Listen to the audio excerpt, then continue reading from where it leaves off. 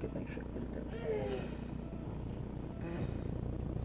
I did say I wasn't going to come back and do any more talking on Shit Talker because I was tired of talking, and really I am, but I'm coming back now because I have to. Ain't nobody going to defend me but me. Well, take that back.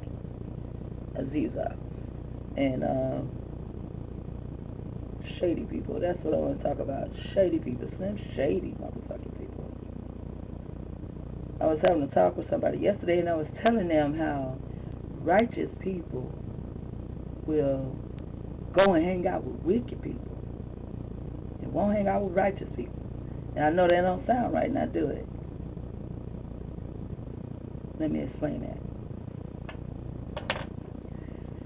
Okay, I knew people who were righteous, and when I mean people who are righteous is not having to do anything with what God they serve, because a lot of people that I know, you know, like in the past, that were righteous, atheists. Okay, so to me, you know, like a person that'll help another person, a person that ain't trying to harm you, they're not perps, they won't steal from you, they won't ask you to do drugs, they won't ask you to do any stupid shit. You know what I'm saying? And you can have nice conversations with them. They don't talk about everybody and all this other kind of stuff. To me, that's a righteous person. However, I see so many righteous people who hang out with wicked people. And how's that? But you won't hang out really with a righteous person. If you hang out with a righteous person, kingdom with a righteous person, that wicked person comes, your ass leaves. I noticed something else with these so-called righteous people, that they begin to take on that wicked person's mentality. They don't know that that's what they're doing, because this is a true experience of somebody I know. He started acting like that, and I went and said, you know, hey, you know, you're really starting to act like Dave.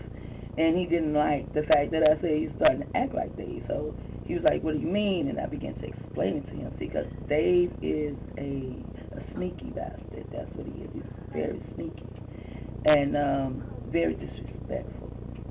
And so this other person started actually being like that, you know, but he wasn't like that at first. And I'm not going to go into a bunch of details on that. Okay, and then you have so-called righteous people who they hang out with somebody and they probably have nice conversations, you know, about knowledge, this and that, but the person is a wicked person. And the righteous person will hang out with the wicked person. And when you go and say to that to the righteous person, hey, you know, you're starting to have a little characteristics onto yourself. And then you start to explain things, and some of these righteous people begins not to even hear righteous people anymore. They only hear the wicked. And when the wicked come, they take a chair and they'll slide that chair up just to hear what the wicked has got to say. Wicked people are also whisperers. They go and they whisper behind your back. They talk behind your back. They're backbiters. Now, the reason I did come back is because, and I'm going to cut this out because I got to get to my YouTube page. I'll be right back. Long hero. Okay, this is something that the littlest pig sent to Aziza, one of the Yahweh sisters. And it says, this is about her though, you know, but he put me in it, and I don't know what the fuck I got to do with what the fuck he's saying to her. Anyway, it says, look, sister girl, that's why I told you I love your big giant ass, because you are the enemy. You wanted to attack me anyway. You just needed an excuse. You came with your shalom bullshit when your big man-looking ass knew you were hating all along. I and my queen put a video to help your fat ass on detoxing, and you repay us by siding with the broke hoe whose name is all over Yahweh being Yahweh's paperwork. Oh, yeah? Well, see, anybody who spoke to me that I spoke to, or the phone, or what, in person, or either through messages that claimed my Abba Yahweh ben Yahweh, they all knew the Yahweh ben Yahweh paper. Yahweh ben Yahweh's name was all over my paperwork. Y'all care, what did I say? Now, he knew this. Aziza knows this. I even told it to Job. I told it to Makita and some more people that claimed Yahweh ben Yahweh. And see, you the kind of shady motherfucking character that when somebody tell you something, somebody confides in you, you take what they say and you twist it, and then you throw it back at them. See, it's a whole lot of you motherfuckers out here that's like that. I know. I've experienced a whole lot of you motherfuckers. Even somebody that'll come along and they'll help you out. And once they help you out, they run and tell the whole fucking world what the hell they did for you. They didn't help you out. They just did some shit for you so they can have some bullshit to run and tell. You know, them backbiters. That's what you are. You're a backbiter. You went behind my back and told this sister this. After you set up and you called her a man-looking thing, and you called her this and a hater and all other kind of shit, the next thing you know, and you're doing this shit. Why? You even wrote it. You even wrote it because she sided with me. I'm the broke hoe. You motherfucking real. I'm broke. And what do you do with a hoe? A hoe digs the motherfucking ground. Watch the fuck out. Because a hoe digs in the earth. That's what a hoe does, but not a whore. Whore is the avenger of Aleister Crowley. Now, you said, by siding with the broke hoe whose name is all over Yahweh ben Yahweh's paperwork. And the ugly bitch couldn't handle me busting her ass about it. You had to get your rhino-looking ass involved not knowing. But you still threw me in there. And you threw me in there with a lie. And you didn't bust me, bitch.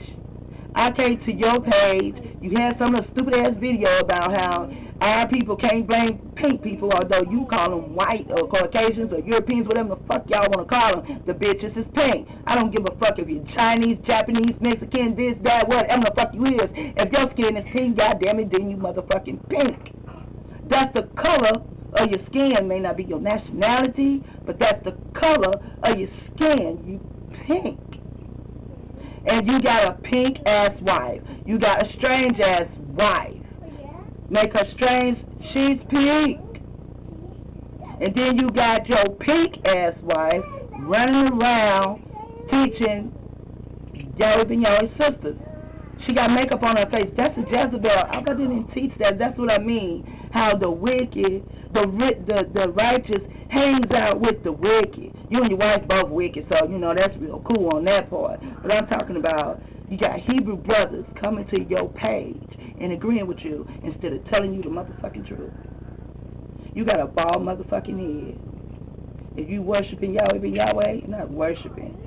But if you following the teachings of Yahweh ben Yahweh, who only speaks about the law and the word that's in the Bible, that's his book. I don't give a fuck who else don't want the book.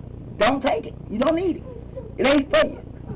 I'm talking about Yahweh ben Yahweh and the Bible. That's what I'm talking about. And in the Bible, Yahweh ben Yahweh is the Messiah. And the Messiah is Nazareth. And we do not cut our hair, nor do we take a razor to our fucking face or our eyebrows. We don't perm our hair. We don't put fucking lipstick on. Lipstick has an ingredient in it. Can't think of it right now. But anyway, that ingredient is abortion. It could be either pig abortion, sheep abortion, or people abortion. And you putting that shit on your face. Your fingernails too. And you putting that shit on your fingernails, then you put your fingernails in your mouth, you put your shit on your lips, and you kiss your baby. You got abortion all over your face and shit. Now you get back to the righteous, hanging out with the wicked. So these righteous, so-called righteous brothers, they claim Yahweh ben Yahweh. Yes, they have you on their page, but see, there's also the scripture that says you ain't supposed to sit in the seat of the scorners or something else with the mockers. And that's what you are. You're a scorner and you're a mocker. Went around telling your people that I'm on crack. You a motherfucking lie, bitch. I ain't on crack. I ain't never been on crack. I mean, Lee Shema was on crack. And he might still be on crack. Who the fuck knows? But I ain't never touched no crack. Frankie J would have beat my ass if I'd have thought to even be a fucking alcoholic. See, unlike you, I don't call my creator. My mom, she excused herself from being my mom. She did that, dealing with the CIA mind control bullshit. She accused her own self. I didn't do anything to her. She didn't do anything to me. She accused her own self from me, so she become Frankie J. You know, and plus when she was little, when I was little behind her back, I called her Frankie J. But in her face, I called her mama. And I would never call my mama a bitch. You called your mama a bitch so many times. So many times in the video you did. That's when I was speaking to you. After I saw the video, I called you on the phone and I asked you, why would you call your creator that? And you told me all kind of reasons that your mama could be a bitch. Because she a Christian. So what? I see Christians, some female Christians, they not like all these other female Christians or Hebrews or whatever. They're different. All Christians are not alike, and because she didn't believe in what you believed in, your mom was a bitch. So if your mom is a bitch, what that make you? A dog-ass bitch. Now,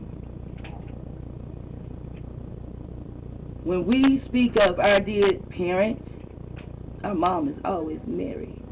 And I about to say, why? Read your Bible. Because Mary, she stood without what? Stood without the knowledge of what came from between her feet and who came from between her feet, how and why, and when, and what for. And that's all. I call Frankie J. I would call her Mary, but I would never call her a bitch. And that's why you call your sisters a bitch. Because this is what Frankie J. taught us. Whatever, you got to watch a man. However a man treats his mother, he will treat you. And he will treat other sisters. And that's why you called this sister so many names. And then you signed it the god wICk'd or something. Well, wICk'd may be ancient Egyptian. It might be, because, you know, pink motherfuckers mess with shit so much they change everybody's name around and shit. But Horus is Greek. And so is U.S. is Greek. Mostly anything that has a U.S. at the end, that's fucking Greek. And the Greeks brought it over here to what? U.S., United States. And the reason they shit is with a U.S. because it's all about them. That U.S. means us for them, not us for us, but us for them. You don't even know what the fuck your name is. I bet you ain't never, ever, ever went and studied your motherfucking name. Now I'm going to go ahead and I'm going to upload this here, and then I'm going to come back with the origin of cancer.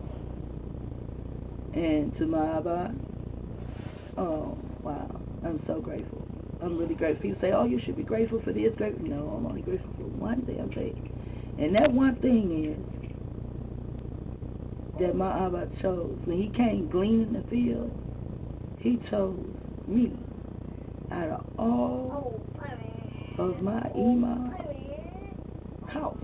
All the people in the world, he chose me. That I'm grateful for. And to my brothers, praise you, wICk'd. And another thing, Lewis Pig, my brothers are invisible. You can think I'm crazy if you want to, but my brothers are invisible. They come in all shapes and sizes. So you better watch your motherfucking back. I ain't sending nobody after you because I don't have to. I said, I don't know nobody to send after you, but my brothers. And you have no idea who my brothers are because you have no idea of Harm and Bill because you ain't a boss brother. And if you was boss, then you would know who my brothers were. And if you were boss, you would talk to your sisters like this. And to my Imam, I say shalom and that hoe.